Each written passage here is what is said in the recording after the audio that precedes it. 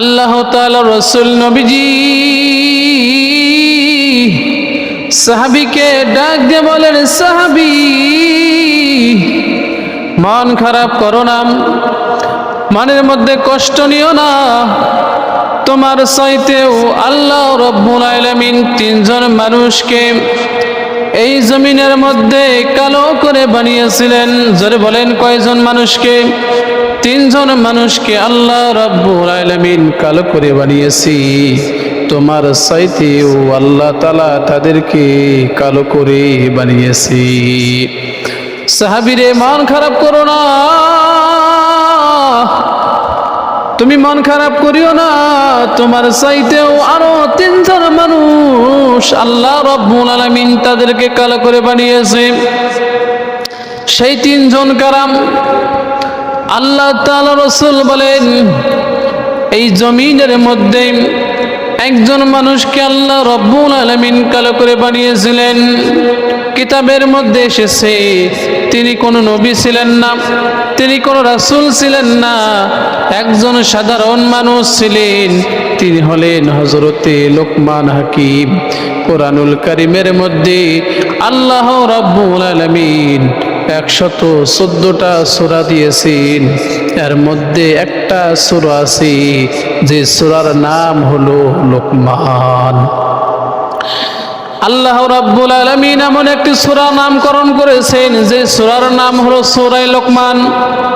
এই সূরা লোকমান আল্লাহ রাব্বুল আলামিন ওই ব্যক্তির নামে তিনি দিয়েছেন।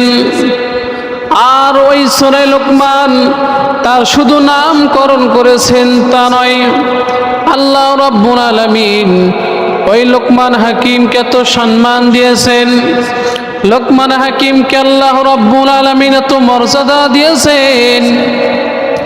লোকমান হাকিম তার সন্তানদের উদ্দেশ্য করে, তিনি তার নিজের সন্তানদেরকে উদ্দেশ্য করে তিনি যে নসিহত করেছিলেন, তার ওই নসিহতগুলো আল্লাহ রাব্বুল আলামিন কোট করে, আল্লাহ রাব্বুল আলামিন নোট করে আপনার আমার প্রিয় নবী হযরত মুহাম্মদ সাল্লাল্লাহু আলাইহি ওয়াসাল্লামের কাছে কোরআনের মধ্যে তিনি উপদেশ হিসেবে পাঠিয়েছেন।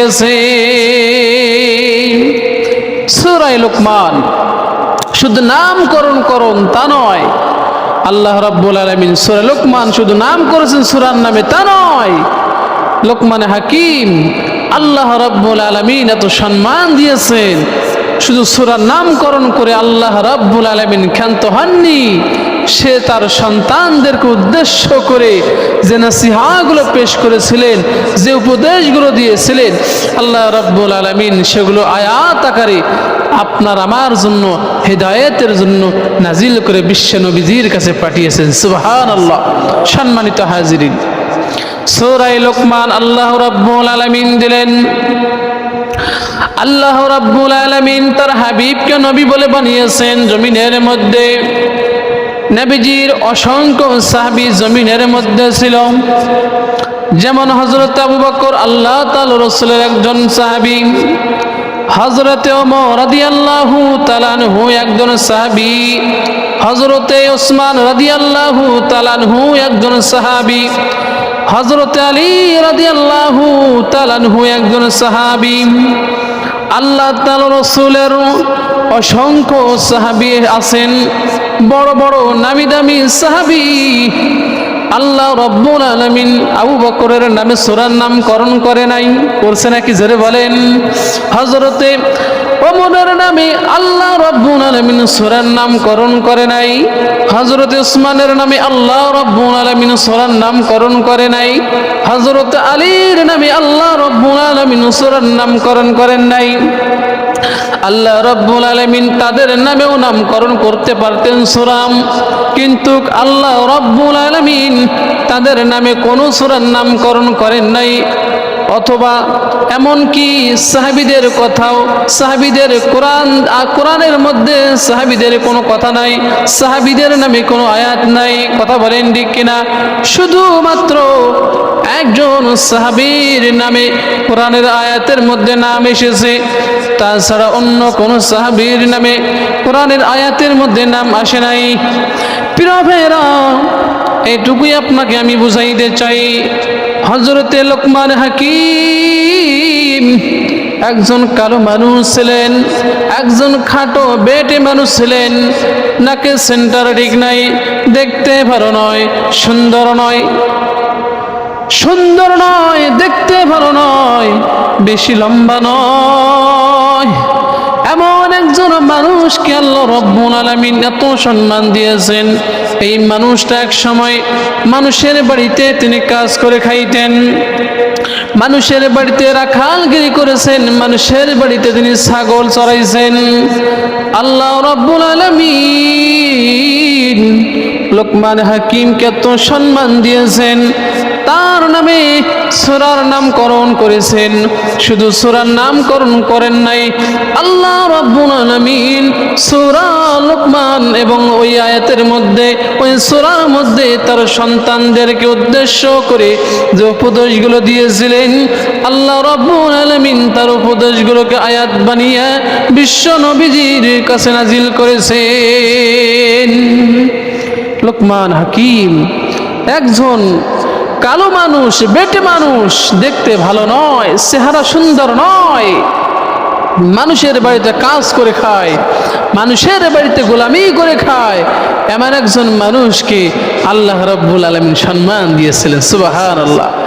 একজন মানুষকে আল্লাহ রাব্বুল আলামিন এত সম্মান দিয়েছেন, আল্লাহ তাআলা বলেন, ওয়ালাকাদ আতাইনা লুকমানাল হিকমাতা আনিশকুরু লিল্লাহ। আল্লাহ রাব্বুল আলামিন বলেন, আমি লোকমানকে হিকমত দিয়েছিলাম, জ্ঞান গরিমা দিয়েছিলাম, মেধা দিয়েছিলাম। সুবহানাল্লাহ। আল্লাহ রাব্বুল আলামিন তার কথাগুলোকে এমনভাবে নোট করেছেন।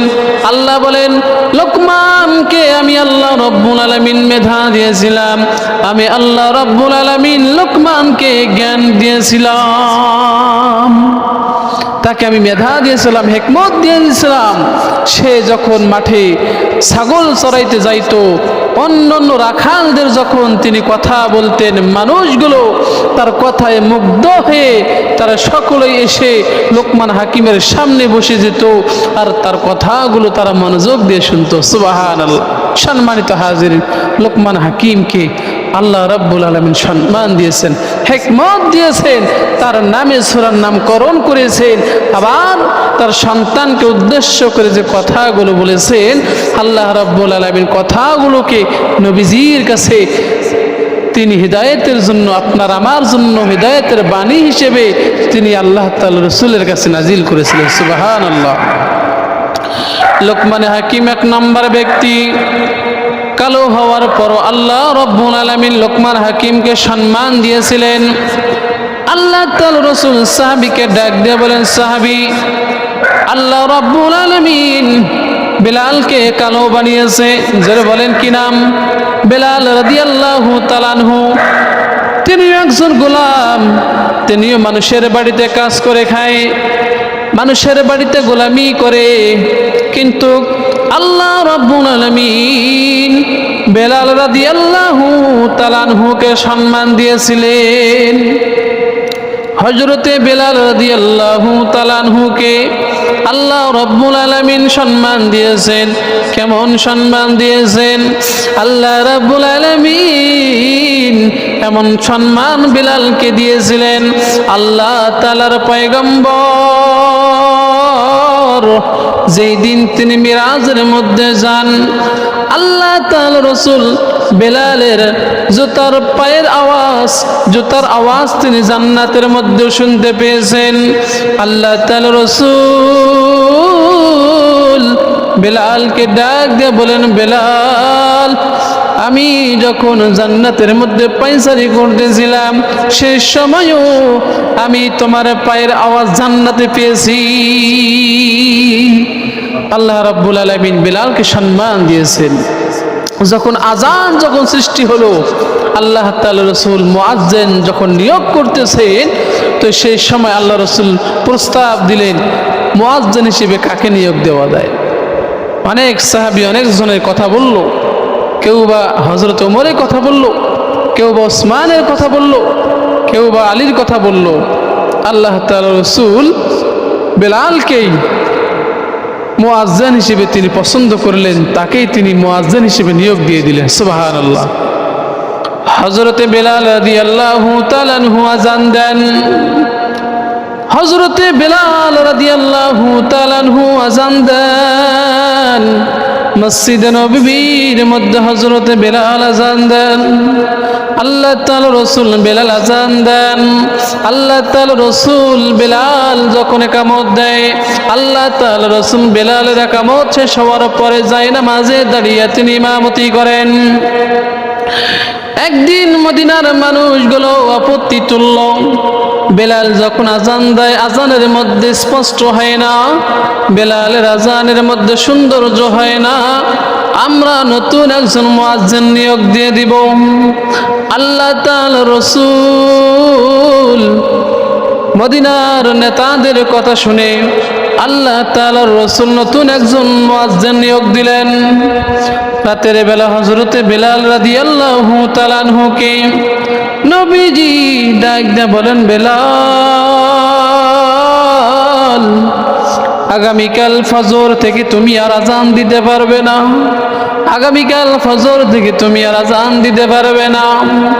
মদিনার মসজিদে নববীতে একজন নতুন মুয়াজ্জিন নিয়োগ দেওয়া হয়েছে, সে আগামীকাল ফজর থেকে নতুনভাবে আজান দিবে। এ বেলাল, আর তুমি আগামীকাল থেকে আজান দিতে পারবে না।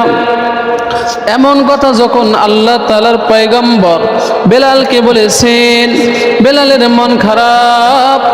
বেলাল রাতের বেলা কান্না করে করে চোখের পানি ফেলে ফেলে বালুস ভিজাইছেন আর আল্লাহ রাব্বুল আলামিনের দরবারে দোয়া করেন, রব্বুল আলামিন, আমার আজান স্পষ্ট হয় না, আমি মনে হয় দেখতে কালো, আমি ভালো বংশের মানুষ নয়, আমি একজন গোলাম, এই জন্য মনে হয় আমাকে আজান দিতে দেয় না। আল্লাহ রব্বুল আলামিন বেলালকে এত সম্মান দিয়েছেন, ফজরের সময় নতুন মুয়াজ্জিন সুললিত কণ্ঠে মধুর সুরে আজান দেওয়া শুরু করেছে। আল্লাহ তাআলার পয়গম্বর নামাজের জন্য মসজিদে নববীতে বসেছেন। আজান হয়েছে কিন্তু সুবহে সাদিক হয় না, অন্ধকার কেটে যায় না। জিবরাইল আমিন হাজির হয়েছেন, রাসূলকে ডাক দিয়ে বলছেন, রাসূল, আজকে কি মসজিদে নববীতে আজান হয়নি? বেলাল কি আজান দেয়নি? আল্লাহর পয়গম্বর জিবরাইলকে ডাক দিয়ে বলেন, জিবরাইল, বেলাল তো আজকে আজান দেয়নি, মসজিদের নববীতে একজন নতুন মুয়াজ্জিন নিয়োগ দেওয়া হয়েছে, নতুন মুয়াজ্জিন তো আজান দিয়েছে। জিবরাইল আমিন বেলালের কথা শোনার পর রাসূলকে ডাক দিয়ে বলেন, ইয়া রাসূলুল্লাহ, হযরতে বেলাল রাদিয়াল্লাহু তাআলা আনহুকে আল্লাহ রাব্বুল আলামিন এত পছন্দ করেছে, বেলাল যখন আজান দেয়, বেলালের আজান আল্লাহ রাব্বুল আলামিনের আরশ আজিম পর্যন্ত পৌঁছে যায়। নতুন মুয়াজ্জিন আজান দিয়েছে, আল্লাহ রাব্বুল আলামিনের আরশ আজিম পর্যন্ত পৌঁছে যায়নি। ইয়া রাসূলুল্লাহ, আল্লাহ রাব্বুল আলামিন ঘোষণা দিয়েছেন, যতক্ষণ পর্যন্ত বেলাল হাবশী আজান না দিবে আল্লাহ রাব্বুল আলামিন কিয়ামত হয়ে যাবে, তিনি সুবহে সাদিক করবে না, পূর্ব দিগন্তে তিনি সূর্য উঠাবে না। বেলাল রাদিয়াল্লাহু তাআলা আনহুর মন খারাপ, চোখের পানি দিয়া বালুস ভিজাইছে রাতের বেলা, আল্লাহ রাব্বুল আলামিনের কাছে কান্না করেছে। জিবরাইল আমিন যখন এমন করে ঘোষণা দিয়েছে, আল্লাহ তাআলার রাসূল বেলালকে ডাক দিলেন কাছে, বেলালকে ডাক দিয়ে বলেন, বেলাল, আল্লাহ রাব্বুল আলামিন তোমাকে এত ভালোবাসে, তোমাকে এত পছন্দ করে রে বেলাল, তুমি যখন আজান দাও আল্লাহ রাব্বুল আলামিনের আরশ আজিম পর্যন্ত পৌঁছে যায়। বেলাল, আসরে বেলাল আসো, মসজিদে নববীতে আজান দাও, দাও, যতক্ষণ পর্যন্ত বেলাল তুমি আযান না দিবে আল্লাহ রাব্বুল আলামিন সুবহ সাদিক করবেন না, পূর্ব দিগন্তে আল্লাহ রাব্বুল আলামিন সূর্য ওঠাবে না। হযরত বিলাল রাদিয়াল্লাহু তাআলা আনহুকে আল্লাহ রাব্বুল আলামিন এত ভালোবাসেন, এত সম্মান দিয়েছেন। ইসলামের প্রথম মুয়াজ্জিন হলো হযরত বিলাল রাদিয়াল্লাহু তাআলা আনহু।